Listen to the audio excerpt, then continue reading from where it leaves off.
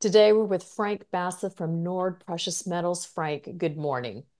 Good morning, Tracy. Always pleasure to see you. My apologies for being dressed in what we call uh, field formal. So I was on the field this morning. It's a wonderful sunny day here, and we're kind of trying to get our program going.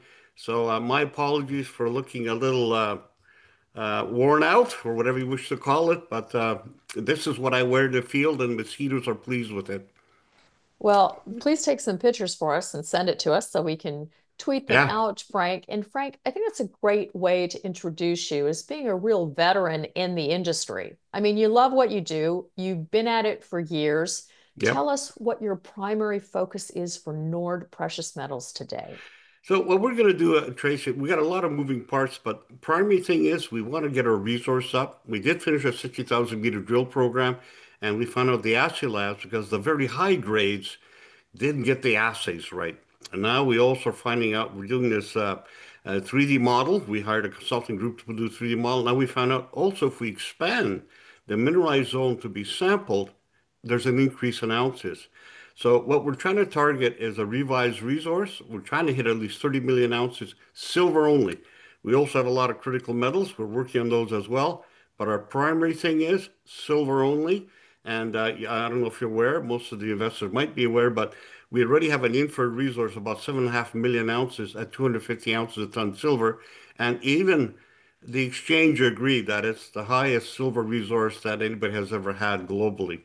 So we're good with that, but I think we'll probably do the same thing what Agnico did. They had this mine called the Castle Mine, which we acquired, and they operated in the 32 to 80 ounces a ton. And it appears that we might be going the same direction. Right now, we're just some preliminary number crunching. So the wider the zone we take as mineralized, the grade will come down, but the ounces will come up. Okay, and so in your most recent news release, for those of you out there that are going, wait, I think I heard this may be the largest silver resource in the world right now. Did I hear that No, it's properly? what we have is actually the largest silver assay or grade resource. We only have 7.5 million ounces now. We're trying to target about 30 million. We might be able to get it. Of course, we have another drill program on the horizon. Once the geologists tell us where to drill, it might be another 30,000 meters. So totally, it'll be about 100,000 meters on the property.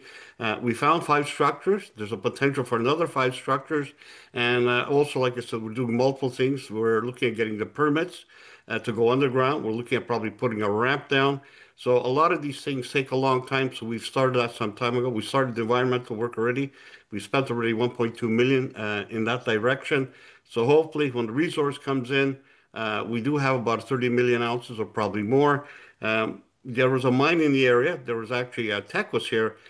They had a mine that actually went up to 100 million ounces silver. So it's possible. A lot of the mines historically did have about 30 million ounces. So I think we might be able to get that as well. I read this on online about you earlier this morning about the Gowganda camp, historic Goganda camp. middle. Yeah. Yeah. Yes. How is that associated with Nord Precious Metals? Give us a bit of an overview. Yeah. How that all came about, Tracy. Most people know I work for Agnico in the camp there, and that's where I met my wife, the geologist. And the highest grade mine when Agnico had it was this Castle mine. And something happened. So the president died, a new president came in, and all of a sudden this mine came available about 12 years ago. And the owner called me, says, "Are you interested?" That's sure. And he said, I said, "How much?" He said, 25,000. So I said, "Sure." We bought it for 21,000. And as a result of our work now, the whole camp kind of went crazy. The cheapest property now, which is adjacent to ours, is 5 million. That's the cheapest one. The next one next to us is 20 million. Kuya paid about 10 million for their properties just recently. Another one is 23 million. So basically, the potential here is massive discoveries, pretty high. Silver is going in the right direction. All the silver discoveries happening in a cobalt camp, not just in Goganda, but in cobalt camp. And there's also a place called the Silver Center. Might put back this area globally back on the map because of the high grades.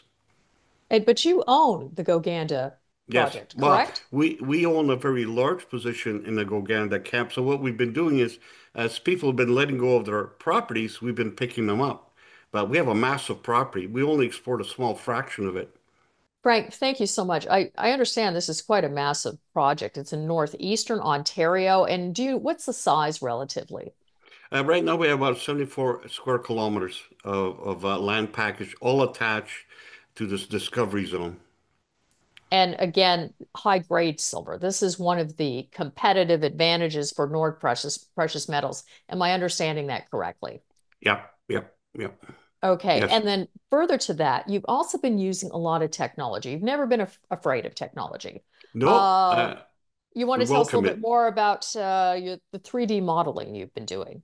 Yeah, the thing is, what we've done is we spent a long time searching for a consultant that can really understand the area. So what we're doing is we're putting all our drill data in, our historic drill data as well, and also all the workings and all that. And we're trying to find out exactly where all these veins are going. See, one of our main things here is we might be going underground from the Castle mine to the structures, which are not really far away, but we also designed a ramp, which is much closer to the structure. So it benefits us in many, many ways to know how this deposit is going to be looking at. But I think we probably missed a lot in the last 60,000 meter drill program. The veins here in the camp are not the normal east, west, north, south, and they're all vertical, but they have a tendency of going, let's say, 100 meters east, west. Then they change direction, go north, south for maybe 10 meters, and then they carry on again east, west. So we did intense drilling. A lot of people don't do what we do. We do what we call a master hole in 3 to 4 wedges, and that's how we find these veins and we find the direction. So we're still early stage. I know a lot of people say, "Wow, that's a lot of drilling." Yeah, but you look at our results. When you look at some of our assays, we have assays silver only, 89,000 grams a ton, and then those 50,000 grams a ton, 70,000 grams a ton. But I think what we're going to do here, Tracy, we're going to make the sample zone or the mineralized zone wider, and it appears it gives us more ounces. And I think we'll do what Agnico did, and they operated in a lower grade, which is about 32 to 80 ounces a ton, and hopefully we hit that 30 million ounces shortly.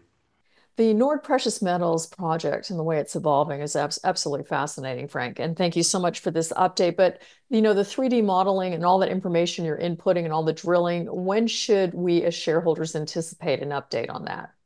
I think what we're going to do here, Tracy, like we did with a 60,000 meter drill program, we'll just keep on putting out drill results. But in the background, we're also telling them, look, here's what's going on with our environmental permitting, and we're also going to look at where we stand with the community. Like right now, getting permits here is quite a challenge. It's quite an effort, and it's actually a very good design effort. This way, we speak to the First Nations, we talk to the local stakeholders.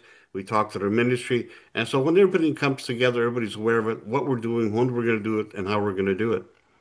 But a lot of things are going on. But primary thing, drill program. Drill, drill, drill. Okay, so that's our theme for the fall. Drill, Yep, drill, drill. Summer and yep, fall, we're looking yep, to expand the silver resource. Is that yep, correct? Do I have that yep, correct? But yep. on the other hand, you have a lot of other interesting projects happening at the same time. Can we touch on those real quickly? Because you have a competitive technology you can undoubtedly secure revenue well, from. we You've got have. critical minerals. What else is going on, Frank? How about you give us a Okay. little more information? We like to do one primary focus, but we have everything going at the same. So we're looking at recycling or recovering the tailings to backfill the what they call a crown pillar, so we can go underground.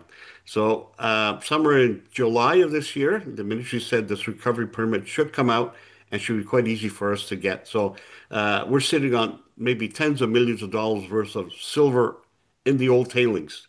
So we're going to do two things: process the tailings. We already brought the gravity plant, and we'll backfill these open stopes to, how should I say, stabilize the crown pillar, and that will generate actually a revenue. And so that's what we're targeting.